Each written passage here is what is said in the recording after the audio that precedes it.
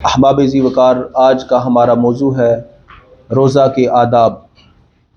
حدیث مبارکہ میں ہے، نبی کریم صلی اللہ تعالی علیہ وسلم نے ارشاد فرمایا کہ جب کوئی بندہ روزے دار ہو اور کوئی بندہ کسی روزے دار کو گالی نکالے، برا بھلا کہے، سب و شتم کرے، تو یہ آگے سے رپلائی کیا کرے؟ یہ اس کو بتا دے، میرے بھائی مجھے گالی نہ دے، میں روزہ دار ہوں، میں روزہ دار ہوں، تو مجھے گالی نہ دے۔ اس کا فائدہ کیا ہوگا؟ اس کا فائدہ یہ ہوگا کہ روزہ دار کا اپنا روزہ بچا رہے گا، کہ جب ایک بندہ کسی روزہ دار کو گالی دے گا تو روزہ دار بھی آخر انسان ہے، کہیں ایسا نہ ہو کہ وہ غصے میں آ کر، پریشر میں آ کر اپنے اس بھائی کو گالی دینا شروع کر دے، جس سے اس کا اپنا روزہ خراب ہو جائے۔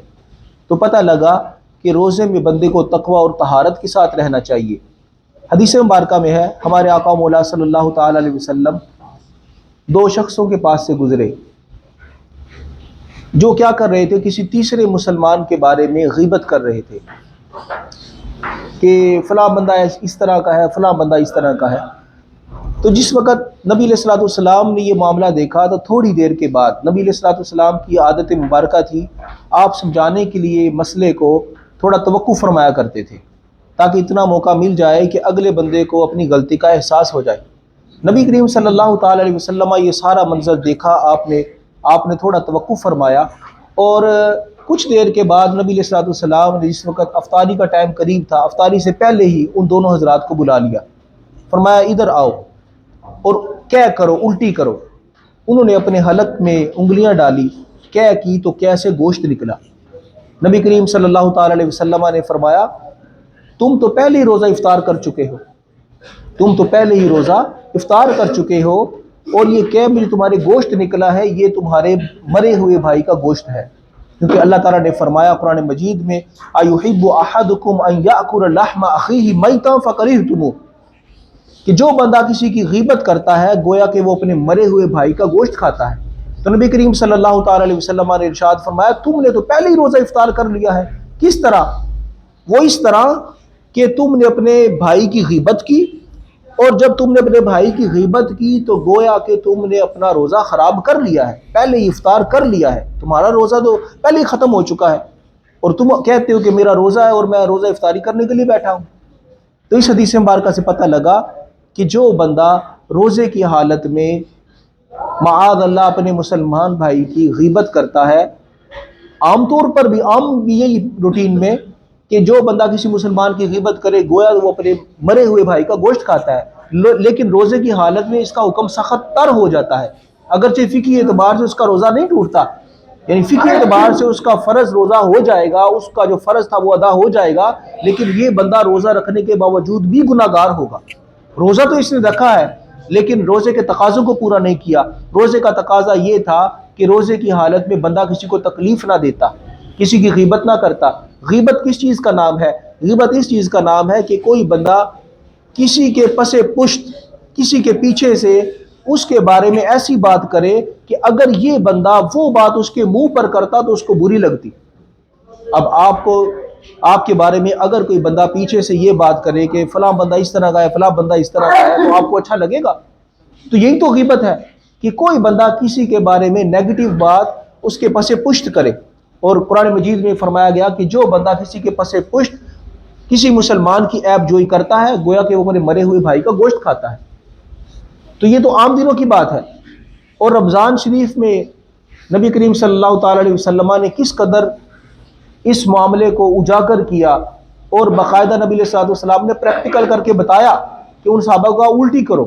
اب بظاہر انہوں نے گوشت نہیں کھایا تھا، لیکن ان کی کیسے جس وقت وہ گوشت آیا تو نبی علیہ الصلوۃ والسلام نے فرمایا یہ وہ گوشت ہے جو تم اپنے مرے ہوئے بھائی کا کھا چکے ہو۔ تو غیبت کرنا عام طور پر بھی حرام ہے، لیکن روزے کی حالت میں غیبت کرنا یہ زیادہ بڑا گناہ ہے، یہ چھوٹا گناہ نہیں ہے، یہ زیادہ بڑا گناہ ہے۔ اور پھر دیکھیں نبی کریم صلی اللہ تعالی علیہ وسلم نے روزے کے جو آداب بیان فرمائے ہیں، حدیث مبارکہ میں اس روزہ کے بہت سارے آداب ہیں کہ روزہ کی حالت میں بندہ کس طرح رہے، کسی کے بارے میں بدگمانی نہ کرے، کسی کے بارے میں جھوٹ نہ کہے۔ اب جھوٹ بولنا ویسے بھی گناہ ہے، لیکن روزے کی حالت میں یہ جھوٹ بڑا گناہ بن جائے گا، ویسے بھی کبیرہ گناہ ہے لیکن روزے کی حالت میں اس کا عذاب سخت ہو جائے گا۔ اب دیکھیں روزے کی حالت میں بندے پر وہ چیزیں جو پہلے کھانا حلال تھا وہ حرام ہو گئی ہیں.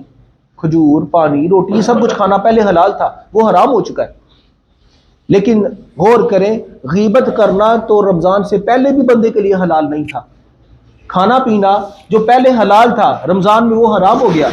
لیکن غیبت کرنا، کسی کی چغلی کرنا، کسی کا دل دکھانا، یہ تو رمضان سے پہلے بھی حرام تھا. لیکن روزہ کی حالت میں اس بندے کو زیادہ پابندی کرنی ہے کہ جب حلال چیزیں روزہ کی حالت میں اس پہ حرام ہو چکی ہیں تو جو چیزیں پہلے ہی اس پر حرام ہیں روزہ کی حالت میں اگر وہ کام کرے گا تو اللہ تعالیٰ اس سے زیادہ ناراض ہوگا.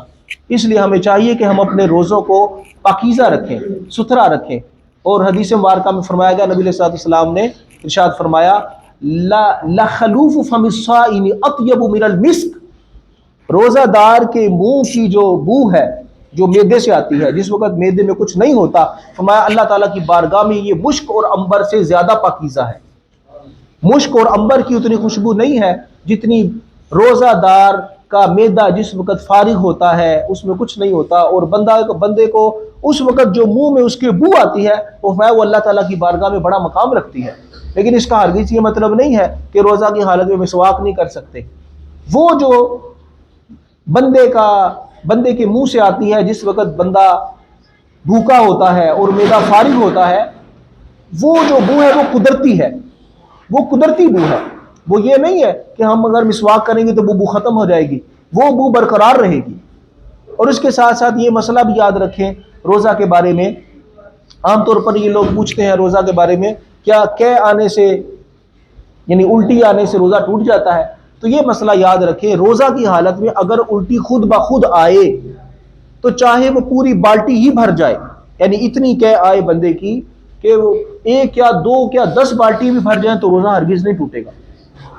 روزہ کب ٹوٹے گا وہ یاد رکھ لیں، روزہ اس صورت میں ٹوٹے گا کہ جس وقت بندے کو قے آئے، بندہ خود اپنی انگلی ڈال کر حلق کے اندر قے کرے جان بوجھ کر، اور وہ قے منہ بھر ہو. منہ بھر کا مطلب کیا ہے کہ اس کو بڑی مشکل کے ساتھ روکا جائے تو رک سکتی ہے، ویسے نہیں رک سکتی. اب ایک بندے کو قے آئی اور وہ قے اس کے منہ تک پہنچ چکی تھی اور اس کے منہ میں بھی آ گئی، اور اس نے زبردستی اس قے کو روکا، اس کو باہر نہ نکالا.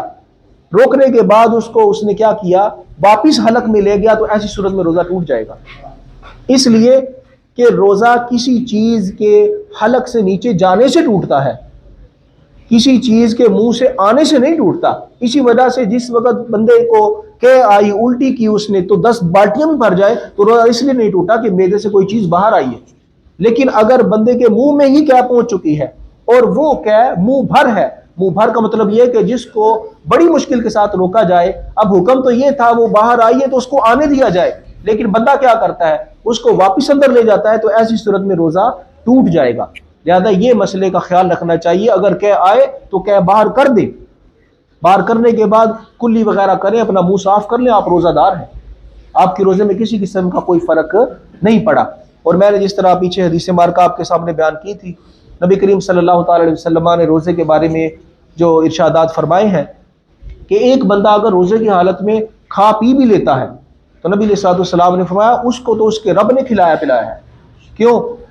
کہ اللہ تعالیٰ کی طرف سے بندے پر یہ انعام ہوا ہے کہ بندہ روزے دار تھا اور اس کو روزہ بھی لگ رہا تھا اور اللہ تعالیٰ نے اسے بھلا دیا، اسے روزہ ہونا یاد ہی نہیں رہا، اس نے کھا لیا پی لیا، اس کے باوجود بھی نبی کریم صلی اللہ تعالی علیہ وسلم نے ارشاد فرمایا اس کا روزہ نہیں ٹوٹا، اس کو تو اس کے رب نے کھلایا ہے. اب پھر ہمارے لیے حکم بن جاتا ہے کہ ہم اس کو بتائیں یا نہ بتائیں. اگر تو وہ کمزور اور ضعیف بندہ ہے پھر چاہیے کہ نہ بتائیں تاکہ اس کا روزہ آسانی کے ساتھ اپنے اختتام کو پہنچ جائے. اور اگر بندہ قوی ہو اور برداشت کر سکتا ہو افطاری تک تو چاہیے کہ فوری اس کو بتا دیں کہ جناب آپ کا روزہ ہے. اللہ تعالیٰ کی بارگاہ میں دعا ہے اللہ تعالیٰ ہم سب کو صحیح معنی میں روزے کے احترام کو ملحوظ خاطر رکھ کر اللہ تعالیٰ کی